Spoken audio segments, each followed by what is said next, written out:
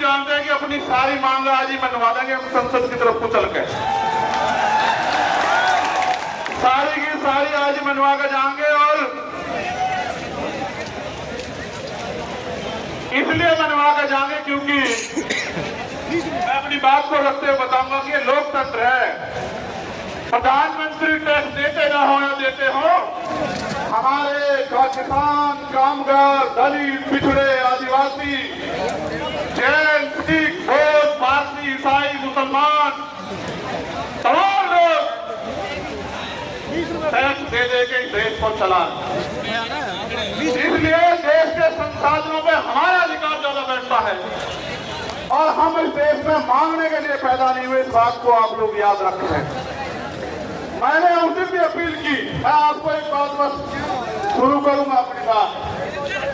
आप जानते हो, जब मैं पहली बार जेल गया 8 जून 2017 को, भाई बैठ जाओ, देखो तुम खराब कर रहे हो, लौट जाओ लौट जाओ लौट जाओ, मगर खड़े ना हो भाई, झंडा फेंक के बैठ जाओ। ऐसा ना करो, ऐसा ना करो, मजाक बढ़ेगी मेरी अगर सब मेरी बात सुनने के लिए। मेरी मजाक बनवाना है तू। हेलो, खेल बहुत बढ़िया। तुम कहाँ? ये वाले तो निकाम के हैं, ये तो नहीं मान रहे। आई राजेंद्र यादव जी, तो जब मैं पहली बार जेल गया, आपको पता है कि मैं जब भी जेल गया मैं अपनी व्यक्तिगत लड़ाई में कभी नहीं गया। आप इस बात को जानते, मेरा समाज इस बात को जानता। अगर मैं झूठ कह रहा हूं तो समाज हाथ उठा के बतावे कि मैं गलत कह रहा हूं।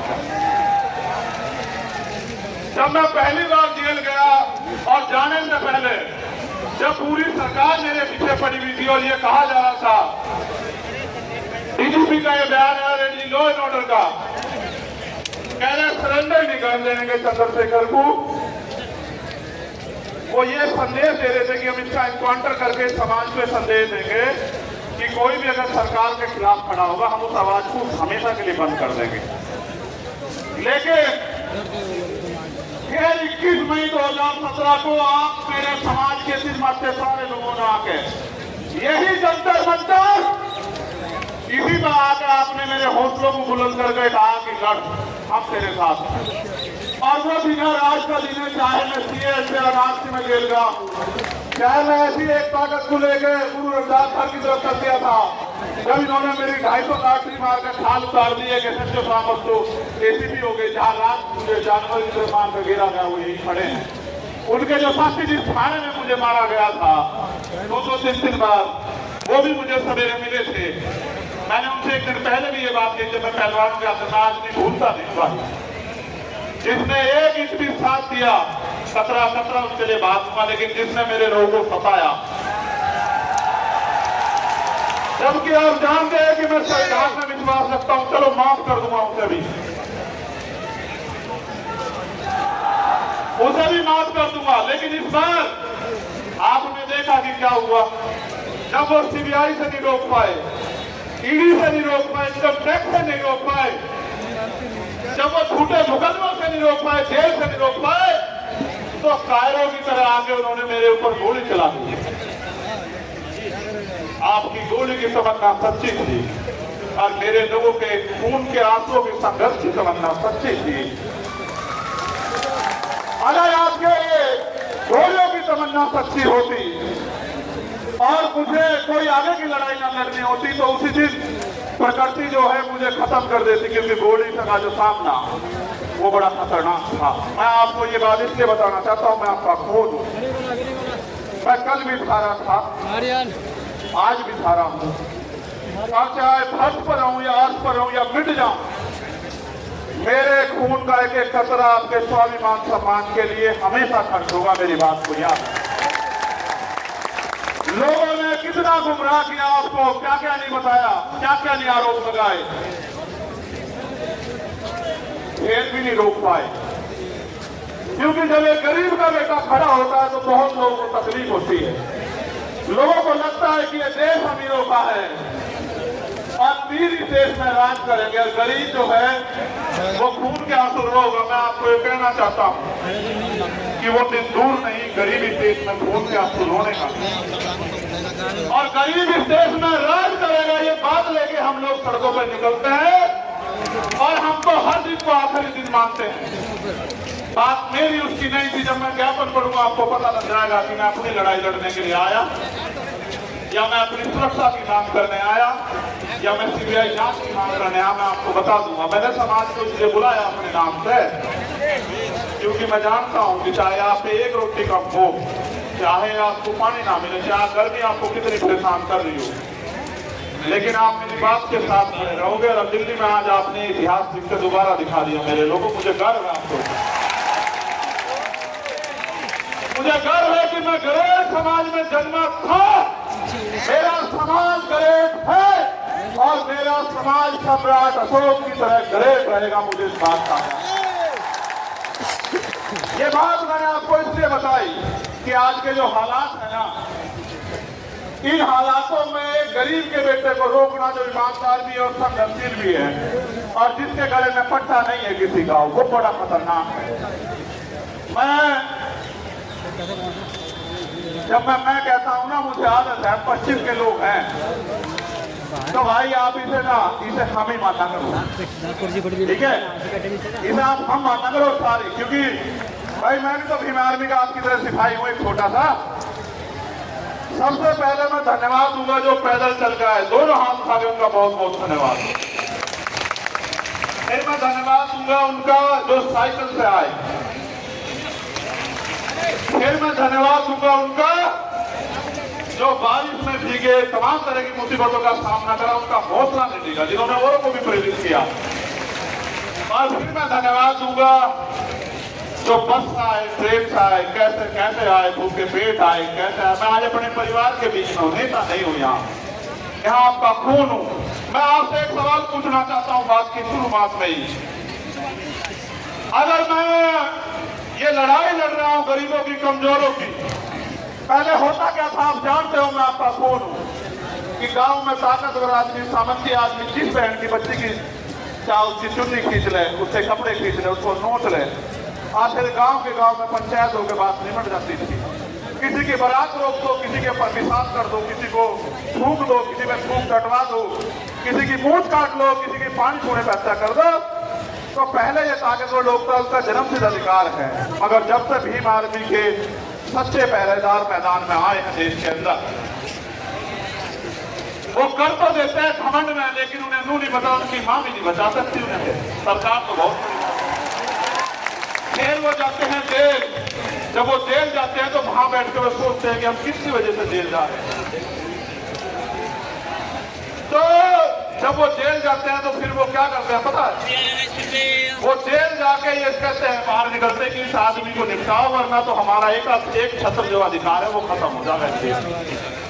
उन्होंने शुरुआत ये यहाँ नहीं की, उन्होंने शुरुआत बिहार में की जब भाई राकेश पासवान को उन्होंने 20 गोली मारी। हम समझ नहीं पाए, 20 गोली मारने के बाद उन्होंने डर जाएंगे, लेकिन आप डरे नहीं। फिर उन्होंने विदिशा में हमारे जिला अध्यक्ष भाई चरण सिंह की हत्या करी, फिर भी नहीं हम डरे। हम आंदोलन में आए, हमारी जान चली गई, तब भी नहीं डरे। फिर उन्हें लगा कि भाई जड़ ही काटो, टहने भी मजबूत है, जड़ भी मजबूत है, पत्ते भी मजबूत है, भाई जड़ ही काटो तो बाबा साहब बड़े रुकने के। तो जड़ काटने का वो क्या था कि चंद्रशेखर आजाद को निपटा दो। देखो वो तो बच्चे हैं जिन्होंने ये किया है, सच बात बता रहा हूँ, बच्चे, लेकिन उनके हाथ पीछे जो है ना, उनकी जिन्होंने उनके हाथ में हथियार दिए वो बच्चे नहीं है। हम सीबीआई जांच की मांग इसलिए कर रहे थे कि बहुत सारे लोगों ने मजाक उड़ाया कि अपने आप सिक्योरिटी लेने को हमला कर दिया। जिसकी रक्षा इतना बड़ा समाज करता हो, जिसकी रक्षा जो है सम्राट वीर भोज के वंशज करते हो, जिसकी रक्षा सर छोटू राम के वंशज करते हो, जिसकी रक्षा गुरु गोविंद सिंह जी के बच्चे करते हो, जिसकी रक्षा सतगुरु रविदास जी महाराज के बच्चे करते हो, जिसकी रक्षा भगवान वाल्मीकि महाराज के बच्चे करते हो, उनको लगा कि वो उसको मिटा देंगे। ये किसान कमेरों की आवाज है, ये मिट्टी का भले ही हो, लेकिन इसके लोगों ने इसे बड़ा ताकतवर बना। ये एमपी एमएलए भले ही ना हो, लेकिन ये अच्छी अच्छी सरकारों का गला पकड़ने का दम रखता है। ये बात सब लोग जानते हैं। हमारे साथियों, आज इस पावन अवसर पे, क्योंकि भीम आर्मी का स्थापना दिवस भी है, 8 साल पहले आज ही के दिन हमारे माननीय राष्ट्रीय अध्यक्ष और तमाम हमारे सिपाहियों ने ये ऐलान किया था कि भीम आर्मी भारत एकता मिशन के नाम के संगठन के जरिए हम इस देश में मनुवाद ब्राह्मणवाद की जड़ें काट देंगे। जो कारवां एक थप्पड़ से चला, आज वो कारवां सैलाब के रूप में दिल्ली की सड़कों पे है। प्राइमरी स्कूल के मास्टर के इस बेटे ने कभी सोचा नहीं था कि अगर ईमानदारी से काम करने वाले को इतना प्यार मिलता है तो फिर लोग ईमानदारी से क्यों नहीं काम करते।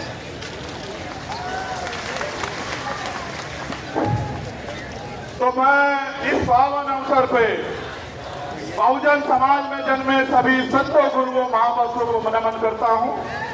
भगवान बुद्ध, सदगुरु रविदास जी महाराज, गुरु नानक देव, संत कबीर, भगवान वाल्मीकि महाराज, गुरु घासीदास, राष्ट्रपिता ज्योतिबा फूले, छत्रपति साहू जी महाराज, बाबा साहब अम्बेडकर, नारायण गुरु संत गाडगे जी महाराज, चौधरी सर छोटू राम जी कोतवाल, संत गुजर जी, संत राम बी प्रजापति जी, आमना रामचू वर्मा जी, बाबू जगदेव प्रसाद कुशवाहा जी, इनको इसलिए याद करो, ऐसी सभा में उनको गोली मार के खत्म किया गया था। वो ऐसे सिपाही, राष्ट्रपिता ज्योतिबा फूले की मूवमेंट के सिपाही जिनको मारने का काम जो है बिहार में किया गया था। जननायक कर्पूरी ठाकुर, मान्यवर काशीराम साहब, मान्यवर दीना मानव वाल्मीकि साहब को नमन करता हूं। और सम्मानित साथियों, मुझे संदेश के तौर पर आपको ये कहना है, मैं आपसे पहले पूछना चाहता हूं, क्या मैं कोई गलत लड़ाई लड़ रहा हूं? नहीं, दोनों हाथ उठा के बताओ।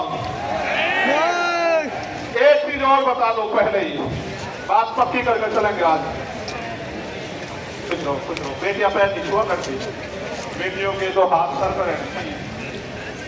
क्या अगर मैं लड़ाई गलत लड़ रहा हूं और ये लड़ाई मुझे नहीं लड़नी चाहिए तो आप आज इशारा कर दो, मैं ईमानदार से कह रहा हूं, मैं राष्ट्रीय अध्यक्ष जी को लिख के दे दूंगा कि हम ये संगठन बंद करके कोई खेती किसानी का काम कर लगे। जो आखिरी में बैठे हैं वो सब लोग बताओ भाई, ऐसा नहीं चलेगा, हाथ उठा के बताओ, ये काम बंद कर दूं? अच्छा अब सुनो, फिर कॉल करो, 1 सेकेंड, 1 मिनट रुक जाओ। ये काम कामयाब कैसे होगा ये भी समझते हो? कब तक मैं आपको दिल्ली बुलाता रहूंगा, भोपाल बुलाता रहूंगा, भरतपुर बुलाता रहूंगा, छत्तीसगढ़, उड़ीसा बुलाता रहूंगा, झारखंड बुलाता रहूंगा, कब तक? हर चीज की एक सीमा होती है। मैं भी आपको बुला बुला के थक गया, लेकिन जो अन्याय अत्याचार हो रहा है वो बंद नहीं हो रहा है। अन्याय अत्याचार बंद करने के लिए पहली 3 बातों पर आप गौर कर लो। पहली ये कि हमें संविधान ने बराबर के अधिकार दिए हैं, सत्ता में हमारे लोग नहीं हैं, इस वजह से क्योंकि जिनकी सत्ता होती है उनके साथ अन्याय अत्याचार नहीं होता है। तो मान्यवर काशीराम साहब कैडर में एक बताया करते थे कि हमारे पास 5 तरह के बल हैं। कितनी तरह के? 5 तरह के। आवाज आ रही है? गर्मी तो नहीं लग रही? बताओ, गर्मी लगे तो बंद करो। तो 5 तरह के बल है। पहला बल है बुद्धि बल। भाई कान से सुनो, वरना इसके चक्कर में पड़ जाओगे, सब खत्म हो जाओगे। पहला बल है बुद्धि बल, दूसरा बल है धन बल, तीसरा बल है बाहुबल और चौथा बल है जन बल और 5वां बल है मनोबल। अगर जिसका मनोबल गिर जाए उसके लिए चारों बल बेकार हैं। मनोबल किसे कहते हैं कि जब आप पहले ही हार मान लो। साहब भी कहते थे, मैं उनकी बात को आगे बढ़ाते हुए आपसे कह रहा हूं कि पहले तो दलित समाज जो है अपना, वो दलित पर छोड़े, अन्याय का जवाब देने के लिए तैयार होना चाहिए। हम इस देश में इसलिए पैदा नहीं हुए कि हम बच्चियां पैदा हो हमारे घर में उनको नोच लिया जाए, जैसे मणिपुर में नोचा जा रहा है हमारी आदिवासी बहनों को। हम लोगों ने इसलिए अपने परिवारों को आगे नहीं बढ़ाया कि कोई मूंछ रखने पर उनकी हत्या कर दे, कोई उनको जूते में पानी पिलाए, कोई उनके सर पे पेशाब कर दे। इसलिए हमारे माँ बाप ने हमें जन्म नहीं दिया। इसलिए अपने मनोबल को ऊंचा करो। ये लोकतंत्र है, जिनके पास लोग होते हैं, जिनका राज होता है। लोग आपके पास हैं, लेकिन राज कैसे आएगा इसका तरीका आपको बता देता हूं। राज ऐसे आएगा, जिन्होंने पहले काम किया। हमारे लोगों को मैं सुनता हूं, कहते पिछड़े वर्ग के जो लोग हैं वो तैयार नहीं है बहुजन भाईचारे के लिए। ये बात बार बार कही जाती है कि पिछड़े वर्ग के लोग तैयार नहीं। मैं आपको सच बताना चाहता हूं, सच क्या है। सच ये है, और आप इस बात को मेरे सुनोगे, कि पहले दलित समाज के लोगों को पढ़ा के अपने पैरों पे खड़े करके किताबें लिख के अपनी लड़ाई लड़ने के लिए सबसे पहले जो अगर शुरुआत किसने की, गुलाम भारत में अंग्रेजों के गुलाम जब हम थे तो वो राष्ट्रपिता ज्योतिबा फूले ने की, जो पिछड़े समाज से आते हैं। उन्हीं को बाबा साहब अम्बेडकर ने अपना गुरु माना। बाबा साहब 91 में पैदा हुए और ज्योतिबा फूले 1890 में चले गए। उन्होंने अपना सारा जीवन इस समाज को पैरों पे खड़ा होने के लिए दिल लगाया, क्योंकि बाबा साहब ने भी अपने नारे में कहा, शिक्षित बनो। भाई चारों लोग डिस्टर्ब कर रहे हो, कौन भर कर बिठा लो, बिठा लो। फिर छत्रपति साहू जी महाराज को याद करो, जिन्होंने बाबा साहब को बाबा साहब बनाने में योगदान किया, उनकी प्रेस के लिए पैसा दिया। वो हमारे पिछड़े समाज के इतने बड़े नेता थे। राजा होते उन्होंने समाज से कहा कि डॉक्टर अम्बेडकर आपके समाज के सच्चे नेता, इनका साथ दो। आप ये बताओ, वो भी पिछड़े समाज के थे। पेरियारी रामास्वामी नायकर, वो भी पिछड़े समाज के थे। नारायण गुरु, वो भी पिछड़े समाज के थे। सर छोटू राम, वो भी पिछड़े समाज के थे। बाबू जगदेव प्रसाद कुशवाहा, वो भी पिछड़े समाज के थे। जननायक कपूरी ठाकुर, वो भी पिछड़े समाज के थे। महामना रामस्वरूप वर्मा, वो भी पिछड़े समाज के थे। और जिन्होंने देश की आजादी में योगदान दिया, चाहे शहीद आजम भगत सिंह रहे हों या कोतवाल भगत सिंह गुजर रहे हों, चाहे भगत सिंह रहे हों, कप्तान सिंह सराबा रहे हों, वो भी इसी वंचित पिछड़े समाज के थे। उन्होंने अपना काम कर दिया। अगर आप चाहते हो कि बहुजन एकता बढ़े, अब आपकी जिम्मेदारी है कि आप उनको जाके बहुजन आंदोलन को समझाने का काम करो। जैसे पहले उन्होंने घर घर जाके आपको समझाने का काम किया, ऐसे आप भी जो है अब घर घर जाके उनको समझाने का काम करो। पहले नल्ले यादव भी पिछड़े समाज से थे, ये बात मैंने आपको इसलिए बताई। आप ये सोचते हो कि वो गलत है, नहीं, कुछ गलतियां हुई है, उसी वजह से दिक्कत आ रही है। वरना पिछड़ा समाज भी ब्राह्मणवाद मनुवाद का सबसे बड़ा जो है विरोधी बैठा है, और ये बात उन्होंने 19 के दशक में करके भी दिखाई। ठीक है। दूसरा, अगर आपको और आगे बात को बढ़ाना तो अपने पराये में फर्क समझना पड़ेगा। जब सब लोगों ने रास्ते बंद कर दिए और कहा बाबा साहब अम्बेडकर, खिड़कियां तो, दरवाजे तो बहुत दूर, खिड़कियां भी बंद कर देंगे, घुसने नहीं देंगे संविधान सभा में। तब उनको खुलना, ढाका से खुलना फिर से जिताकर कॉन्स्टिट्यूशन असेंबली में भेजने वाले लोग वो मुस्लिम समाज के थे। उन्होंने भी अपना जो है पहले हक अदा किया। संसद में बाबा साहब, कॉन्स्टिट्यूशन असेंबली में बाबा साहब गए, तब जाके संविधान लिखने का मौका मिला, तब जाके आपको हक अधिकार मिले। आज वो लोग आपकी तरफ देख रहे हैं कि भाई हमने तो समय समय पे अपना काम किया, हमारे लिए कौन लड़ेगा। इसलिए मैं सीए एनआरसी के आंदोलन में मिल गया, और इसलिए मैं आपसे कह रहा हूँ, आपको समझना पड़ेगा कि आपका अपना कौन है और आपका पराया दुश्मन कौन। अभी मंच में तमाम पार्टियों के नेता बैठे थे, उनको पार्लियामेंट जाना था।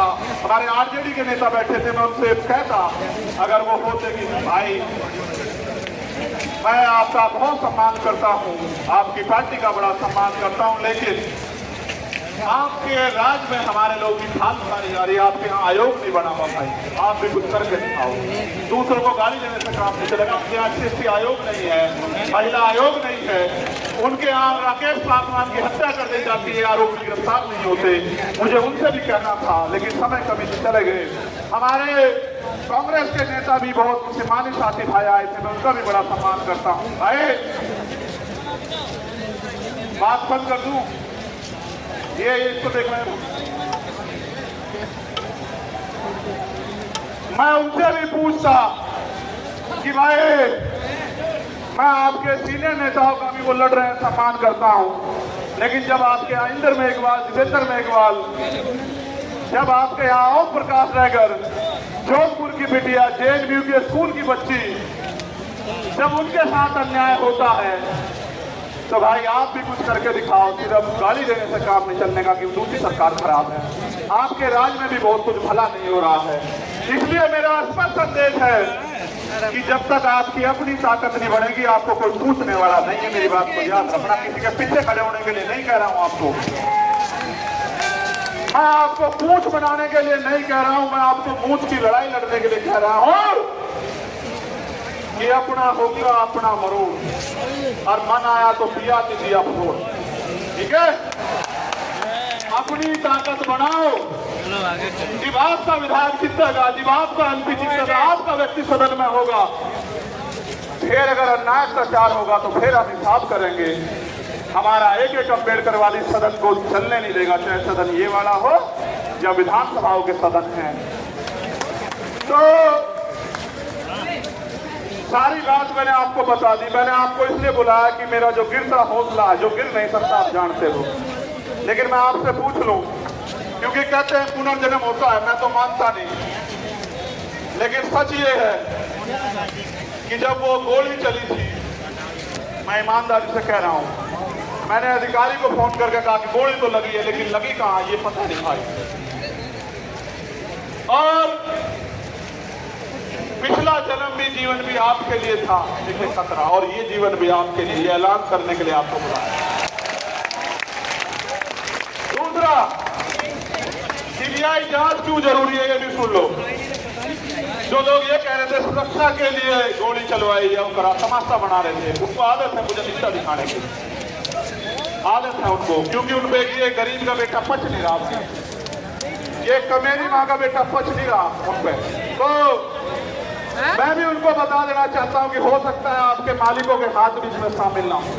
इसलिए मैं इसकी CBI जांच चाहता हूं कि मेरे जान से ज्यादा, मेरी जान से, मेरे लोगों से ज्यादा दूसरों को क्यों प्यार हो गया है, वो क्यों मेरी जान लेना चाहते हो। तो प्रकृति के आशीर्वाद से, आप भाइयों के सहयोग से, प्रार्थनाओं दुआओं से मैं आपके बीच में हूं।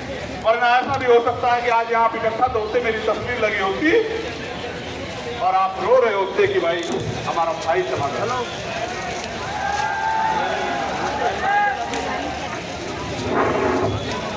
मैं जानता हूं कैसे कैसे उधार पैसे लेकर आए होंगे, और आने जाने के बाद जब खबर आएगी कि आपका कोई और मुसीबत में पड़ जाए, लेकिन जब आप अपनी जगह से नहीं हिलते तो फिर मेरे साथ कोई मुसीबत आ जाए, मुझे भी हिलने का मेरा मन नहीं करता। आप बताओ कैसे छोड़ दूं, आपके हाथ कैसे छोड़ूं, आप बताओ कैसे छोड़ूं आपके हाथ जिन्होंने मेरे लिए दिन रात नहीं देखा, आंधी तूफान नहीं देखा, गर्मी नहीं देखी, बारिश नहीं देखी, कोई भी मुसीबत नहीं देखी, भूख प्यास, उसका हाथ कैसे छोड़ दूं, उस समाज का हाथ कैसे छोड़ दूं, कैसे डर के घर में बैठ जाऊं, कैसे सीना तान के आपका खून होके बाहर ना हूं। इसलिए यहां मैदान में हूं, ये मैं समझना डर गया हूं। जिस दिन डर गया फिर समझना कि बढ़ गया हूं। जब तक जिंदा हूं पूरी ताकत से इस लड़ाई को लड़ूंगा। दिल्ली के भी बहुत साथी आए, मध्य प्रदेश के बहुत साथी आए, 22-23 स्टेट से साथी आए, थोड़े थोड़े अपना अपना प्रतिनिधित्व करने के लिए। 2-2 हजार किलोमीटर से लोग आए, उड़ीसा से आए, झारखंड से आए, तेलंगाना से आए, कर्नाटक से आए, त्रिपुरा से आए, असम से आए, बंगाल से आए, बिहार से आए, राजस्थान से आए, कश्मीर से आए, पंजाब से आए, हरियाणा से आए, यूपी से आए। यूपी वालों का तो फोन उठो भाई, फोन तो सभी का हो, वो ज्यादा मेहनत कर रहे हैं आजकल। तो मैं आपके आगे ज्ञापन पढ़ता हूं, आप ज्ञापन को गौर से पढ़ लेना एक बार। बहुत महत्वपूर्ण है ये ज्ञापन, और ये ज्ञापन इसलिए जरूरी है कि एक छोटी सी मांग इसमें मुझसे जुड़ी हुई है, लेकिन बाकी मांग बहुत मुझसे जुड़ी हुई नहीं है, समाज से जुड़ी हुई है। भाई चंद्रशेखर तो अकेला आदमी मर जाएगा, लेकिन इस समाज के साथ जो न्याय हो रहा है उसका हिसाब तो करना पड़ेगा ना। ये उसका हिसाब नहीं करने के, क्या हम इस देश में, आप बताओ, मरने के लिए पैदा हुए हो? मणिपुर की बच्चियां याद हैं? देखो हमारे साथ तो सोवियतों के साथ ये सदियों से होता आया, वीडियो भले ही वायरल ना होती हो लेकिन होता तो आया है। लेकिन अब ये बंद होना चाहिए, नहीं होना चाहिए, आप बताओ। तो मैं आपके आगे ज्ञापन पढ़ूंगा। आखिरी मांग जो है वो राष्ट्रीय अध्यक्ष जी पढ़ेंगे। जो ज्ञापन है उस पर गौर कर लो, मीडिया के साथी भी ज्ञापन चला देना भाई। भाई कान से सुन लो।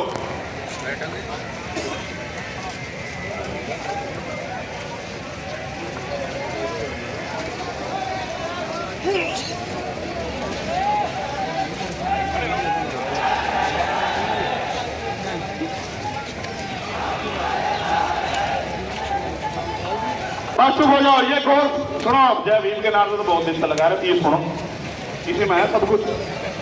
निवेदन करना राष्ट्रपति जी के नाम ज्ञापन है, क्योंकि प्रधानमंत्री जी से उम्मीद खत्म हो गई है। प्रधानमंत्री जी तो उनका भी नहीं लड़ पा रहे लड़ाई जिसको सरकार बनाए। भाई बैठ जाओ। अरे मैं तुम्हें नेता बनाना चाहता हूँ, तुम पत्रकार बनना चाह रहे हो, फोटोग्राफर बनना चाह रहे हो, बैठो यार, क्या कर रहे हो कमाल। बैठ जाओ यार, ये कोई बात ठीक नहीं। इतनी बार मैंने कभी नहीं कहा आज तक तुम्हें, आज तक का रिकॉर्ड है, मैंने इतनी बार कभी निवेदन नहीं किया। आप जानते हो नहीं जानते हो? सुनो मेरी बात पे गौर करो, अपन बोलो बस कोई भी। निवेदन करना है कि स्वतंत्र भारत के संविधान में समस्त नागरिकों को समानता, स्वतंत्रता और न्याय हेतु मौलिक अधिकार प्रदान किए गए हैं। साथ ही सदियों से हक वंचित वर्गों, विशेष रूप से जाति जनजाति के लोगों के अधिकारों की सुरक्षा व इनके विकास के लिए संविधान में विशेष प्रावधान किए गए। हमारा संविधान समाज के कमजोर वर्गों, एससी, एसटी, ओबीसी, माइनॉरिटी के कल्याण हेतु प्रतिबद्ध है। यथा संविधान अनुच्छेद 38 के तहत अनुसूचित जाति जनजाति राष्ट्रीय आयोग का गठन किया गया है। यह अवगत कराना है कि सदियों से एससी, एसटी समुदाय के लोग सामंतवादी और खंडित जातिवादी क्रूर मनवादी मानसिकता का शिकार बनाए जा रहे हैं। हाल ही में मध्य प्रदेश में एक आदिवासी समुदाय के व्यक्ति का सर के सिर के ऊपर अपर कास्ट के व्यक्ति द्वारा पेशाब करना आधुनिक भारत की क्रूर मानसिकता को दर्शाता है। इसी प्रकार पिछले कुछ वर्षों में देश के राज्यों में समाज के कमजोर वर्गों के इसके लिए चैलेंज करके सुनिश्चित हत्याएं की जा रही हैं। इसमें प्रमुख घटनाएं हैं शोधार्थी छात्र रोहित वेमुला की हत्या, वरिष्ठ पत्रकार गौरी लंकेर की हत्या, मनीषा वाल्मीकि की हत्या, जितेंद्र मेघवाल की हत्या, इंद्र मेघवाल की हत्या, रमन वाल्मीकि की हत्या, भाई आकाश गुजर की हत्या जो उत्तर प्रदेश पुलिस द्वारा गोली मारकर की गई। इन घटनाओं से ऐसा प्रतीत होता है कि देश भारत के संविधान से नहीं बल्कि देश का शासन प्रशासन मनोविधान से संचालित हो रहा है। समाज के कमजोर वर्गों के खिलाफ आए दिन सुनो हिंसा, हत्याओं तथा मॉब लिंचिंग घटनाओं का ग्राफ लगातार बढ़ता जा रहा है। एनसीआरबी की रिपोर्ट इसका सरकारी सबूत है।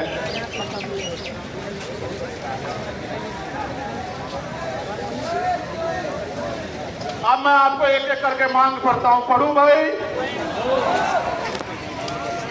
आप समर्थन भी करना होना चाहिए, नहीं होना चाहिए, ठीक है? क्योंकि भारत एक लोकतांत्रिक गणराज्य है। हमारा बुद्धिजीवी समाज भी सुने कि हम अपने लिए लड़ रहे हैं या समाज के लिए लड़ रहे हैं। हम आपकी वोट से बने वो नेता नहीं जो राज्यसभा, विधानसभा, लोकसभा में तलवे चाट रहे हैं आरएसएस और भारतीय जनता पार्टी के। हम आपका खून है, कल भी लड़ रहे थे, आज भी लड़ रहे और हमेशा सड़कों में लड़ते रहेंगे। क्योंकि भारत एक लोकतांत्रिक गणराज्य है। देश में 85% लोग एससी, एसटी, ओबीसी, वह अल्पसंख्यक समुदाय के हैं, जबकि हाई जुडिशरी अर्थात सुप्रीम कोर्ट व हाई कोर्ट में इन वर्गों का समुचित प्रतिनिधित्व नहीं है। इसके लिए इन वर्गों के जजों की समानुपातिक आरक्षण के तहत नियुक्ति सुनिश्चित की जाए। और इसका एक उदाहरण बता देता हूँ। यूपीएचएस में पिछले 10 साल में दलित समाज का एक भी बच्चा भर्ती नहीं हुआ। आप चेक करा लेना। उन्होंने एक षड्यंत्र कर रखा है, हम उनको हरा देते हैं कंपटीशन में, इंटरव्यू में वो हमें हरा देते हैं। उन्होंने कहा इंटरव्यू में 80 नंबर नहीं आएंगे तो भाई कामयाब नहीं बनने जाएगा, 70 से 79 देगा, हमारे लोगों को निकाल देते। आप देखो लोकतांत्रिक भारत में एक जज नहीं बना पिछले 10 साल में। आप इस बात को समझो, कितनी बड़ी साजिश। पिछड़े वर्ग के भी 2-4 बने होंगे। ये बात आपको इसलिए बता रहा हूँ कि आपके नेता जिनको आपने वोट से बनाया उनको एक दिखाई नहीं देता भाई। जब आपका जज ही नहीं होगा तो फिर 10 लाख का जुर्माना तो दोगे लगेगा भाई, या नहीं? फिर संविधान के अनुच्छेद दूसरी मांगे ये होनी चाहिए पहले वाली। संविधान के अनुच्छेद 38 के तहत गठित राष्ट्रीय अनुसूचित जाति जनजाति आयोग को एक संवैधानिक संस्था है। इस आयोग को प्रत्येक राज्य में गठन हो, जिसके अध्यक्ष सेवानिवृत्त हाईकोर्ट के जज हों। इस प्रकार जिला स्तर पर आयोग का गठन किया जाए तथा भारत के प्रत्येक जिले में SC/ST executive exclusive special court की स्थापना की जाए, जो केवल SC/ST एक्ट में दर्ज केसों की सुनवाई करे और आयोग उनकी निगरानी करे। और इसलिए मैंने कहा कि बिहार वालों को भी अपने यहाँ आयोग बना देना चाहिए। ठीक है, ये होना चाहिए नहीं होना चाहिए? ठीक है, बहुत SC/ST एट्रोसिटी एक्ट 1989 के उपबंध 4 के तहत जिला स्तर पर जिलाधिकारी की संस्तुति में जांच प्रक्रिया की निगरानी हेतु अधिवक्ताओं की कमेटी का गठन किया जाए तथा SC/ST समुदाय के जघन्य अपराधों इसमें कम से कम 7 वर्ष की सजा हो। पीड़ित परिवार को आर्थिक सहायता राशि कम से कम जो भी 8,25,000 रुपए मिलती है 50 लाख रुपए की जाए। पीड़ित परिवार के एक सदस्य को सरकारी नौकरी दी जाए। बताओ सहमत हो या नहीं सहमत हो? भाई मंच के लोग हाथ नहीं उठा रहे हो, सब में एक तरफ हो गए। चलो आगे बढ़ो। SC/ST वर्ग के अधिकारी कर्मचारियों का उच्च पदों पर SC/ST OBC वर्ग के अधिकारियों कर्मचारियों का उच्च पदों पर समुचित प्रतिनिधित्व हेतु प्रमोशन में रिजर्वेशन का प्रावधान किया जाए तथा इन वर्गों का बैकलॉग कोटा पूर्ण करने के लिए विशेष भर्ती अभियान चला जाए। हमारे बहुत सारे अधिकारी कर्मचारी आए हैं, आप भले ही धीमे धीमे हमारे साथ खड़े हो रहे हो, हम आपके साथ खड़े हैं। प्रमोशन में रिजर्वेशन SC/ST OBC को लागू करवा कर देंगे, देश में याद रखियो। सन 1931 के बाद देश में आज तक जाति आधारित जनगणना नहीं की गई, अतः जाति आधारित जनगणना की हम पुरजोर मांग करते हैं तथा जिसकी जितनी संख्या भारी उसकी उतनी हिस्सेदारी के तहत देश में वास्तविक लोकतंत्र कायम हो सके एवं जनसंख्या के अनुपात में आरक्षण बढ़ाया जाए। आप चाहते हो जातिगत जनगणना हो? ठीक है। यह है कि सरकारी उपक्रमों तथा संस्थानों का निजीकरण संविधान की लोक कल्याणकारी राज्य के उदाहरण के खिलाफ है, क्योंकि यह सरकारी नौकरियों आरक्षण को समाप्त करने की साजिश है। अतः निजीकरण पे तत्काल प्रभाव से रोक लगाई जाए। आप इस पे सहमत हो? जब हमारी सरकार आओगी सारा जिनका निजीकरण हुआ उनका राष्ट्रीयकरण कर देंगे, आप चिंता मत करो। केंद्र और राज्य सरकार के सभी कर्मचारियों के लिए पुरानी पेंशन लागू की जाए। यह है कि सेना में अग्निवीर स्कीम को खत्म कर पुरानी भर्ती व्यवस्था लागू हो, क्योंकि आपने देश की सुरक्षा के साथ खिलवाड़ किया और नौजवानों के भविष्य के साथ लोग अग्निवीर से वापस लौट रहे हैं। इसको भी हम ही करा कर देंगे और किसी में हिम्मत नहीं। ठीक है, भारत एक कृषि प्रधान देश है, किसान देश की रीढ़ है, अतः किसानों की MSP की समय कानूनी लीगल गारंटी सुनिश्चित की जाए।